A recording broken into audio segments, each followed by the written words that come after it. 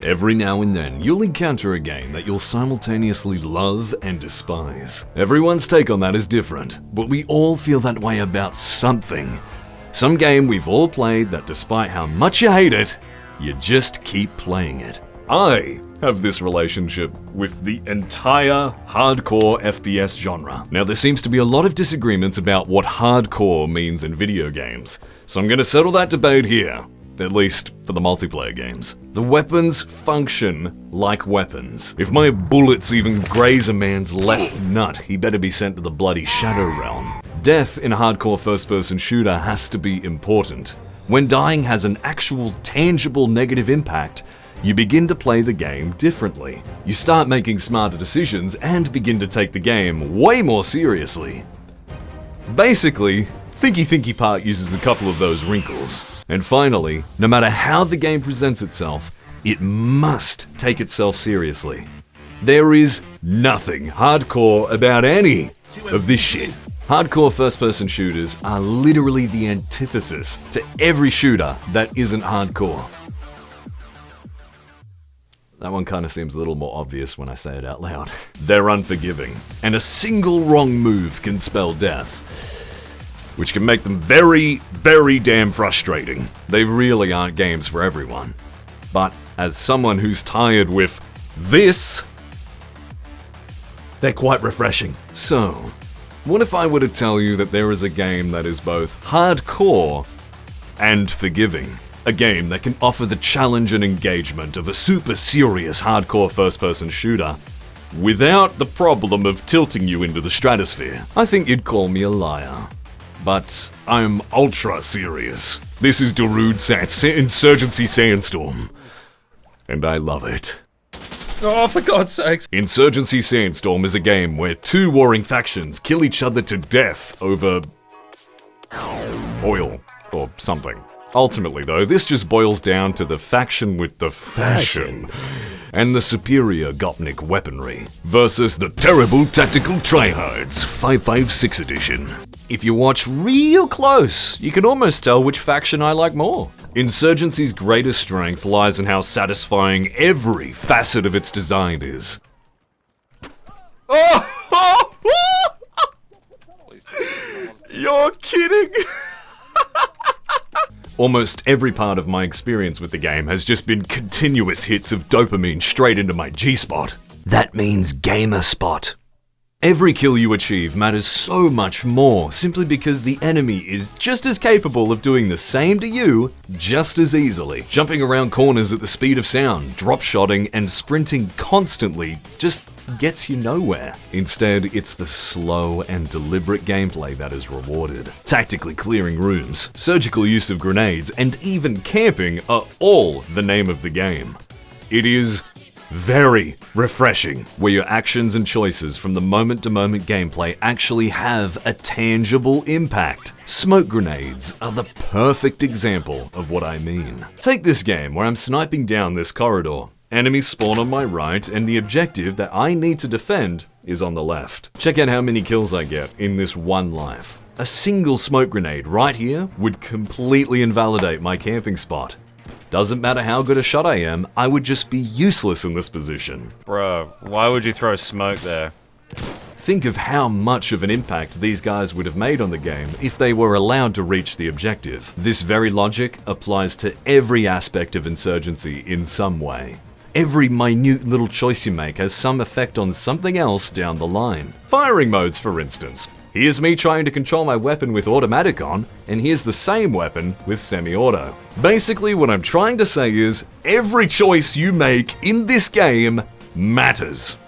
And thus you matter, you handsome devil. Insurgency's greatest strength, though, in my opinion, is its loadout customization. Game devs, take note, this will be on tomorrow's pub quiz. Every class, no matter what you pick, gets a range of weapons, equipment, and accessory options. Almost everything costs points to equip, but you'll never have enough of those to actually look like a Call of Duty protagonist. War quotes when I die for all of my points? Yes please. So you gotta choose what you need, and there's only so much that you can take. You can get an expensive gun and deck it out with tons of attachments, but you won't have anything else. Or you can balance it out with an economic build and get lots of ammo and armor. Want to be a murder hobo with tons of explosives? That's fine, just don't expect to be running a deagle as well. Sometimes building your character is easy. Like, it's obvious that the sniper isn't going to need armor, or that the guy with the RPG is probably going to need more ammo. There's a dude on their team, Dobby, using nothing but his rocket launcher. I know the feeling. But there are times where your choices get really hard. And I love that. More meaningful choices means more engagement. You can literally do the cursed gun meme thing with how many options you got. 3, 2, 1, go!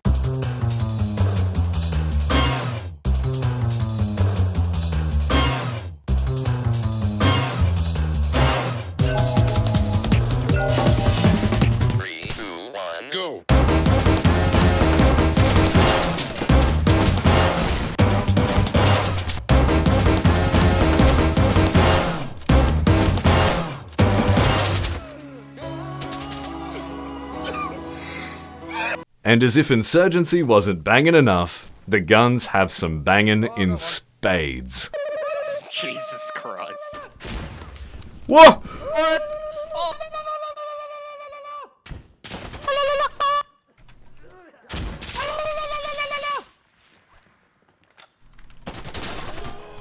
Like I said, those guns are straight bussin'. But there are some things about Insurgency that aren't. Co-op. This is no doubt going to ruffle some feathers, but co-op was only fun with friends. The game is such a tailor-made experience to me that taking away the thrill of PvP and making you fight bots instead just isn't the same. The modded servers make things a lot more interesting, but modded bots are still bots. What the f? There's an army of them! I won't rag on it too much though, because this is fun, it's just not my kind of fun. Although, I did get some hilarious moments from what I did play of it. Gunshot. Oh! Aiden attacked the team, mate. Yeah, and it seems to death. What?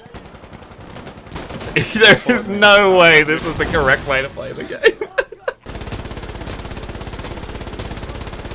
Fucking hell, hot grounds. I'm out of ammo. They're all dead. Cover me. Inside top floor. Inside top floor, guys. Bro, they're everywhere. You don't need to indicate it. Oof! Uh-oh. They're f***ing camping. Inside top floor. One inside, top floor, huh? There's a lot inside top floor. You're on a f***ing Mosin, boy. Speed dealers? I didn't think it would kill you. I'm so sorry. Oh, that's a lot of hits. I think it's got no.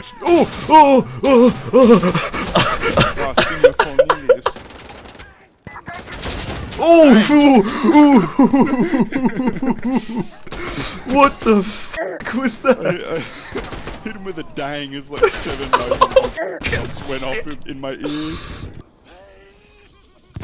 What? What the fuck was that?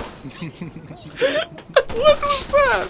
In conclusion, Insurgency Sandstorm is just straight up gaming. Insurgency Sandstorm is a game I really didn't know I needed until I just up and played it. It is really refreshing, especially when most first-person shooters are beginning to look like the way StarCraft tournaments did way back when. Matchmaking is alive and well, and after spending the last couple weeks being able to really sink my teeth into this hardcore multiplayer first-person shooter. Realistic, tactical, military, gore, difficult, atmospheric. Wait, hold on, open world? What the f***? Open world? What? What? It's fun, it's hardcore, and unlike literally every game described as such, it's forgiving. And trust me, that should be all the reasons you need to go and check this one out. Also, I heard there's a boatload of bugs on console, and it really sucks that you guys have to deal with that, especially when they are constantly trying to sell you these skin packs. Like, I get skin packs, right? But if you're still adding other content other than that to the game, real stuff, but you're not fixing the bugs, then what are you doing? It's quite clear what your intentions are. Secondly, there are still plenty of bugs on PC. Plenty of them. They weren't game ruining, thankfully, but they did cause a huge inconvenience when trying to queue with friends for community servers. That was not fun. And then looking up a solution and finding nothing except posts that are like 3 years old. What are you doing? There are people buying your game. Surely you can afford to fix a couple bugs. I'm Flexafunk, and I'm sorry for ending it on such a awkward, sad note. It's a great game, really. I cannot recommend it enough. I do that with every game. I'm starting to realize I just really like games. I don't know. I don't like putting a couple weeks worth of effort into a review for a game that I ultimately hate. If I'm passionate about it and it ends up being shit, well, like that's a different thing entirely. But I'm not going to put myself through, I don't know, the fucking impossible game just so I can review it. That's not fun. I am fun motivated. It sounds like a t-shirt. Fun motivated. Gaming. Alright, we're gonna end it there. That's the end of the video. Thanks for watching. If you like it, please, for love of God, like it. Please. Subscribe if you want. I make these videos all the time and the content is getting better and better. Or at least, I really hope it is. Because if it isn't, I am out of touch, dude. Holy shit. Next review is probably Hell Let Loose. I played one hardcore shooter and now I've got a Hungerin'. But Squad is totally not on the list. That is... Every time I look at it, it's just like Tarkov 2 Electric Boogaloo in like a different way that will make me want to rip my hair out. See you later. Goodbye. This is it. End of the video.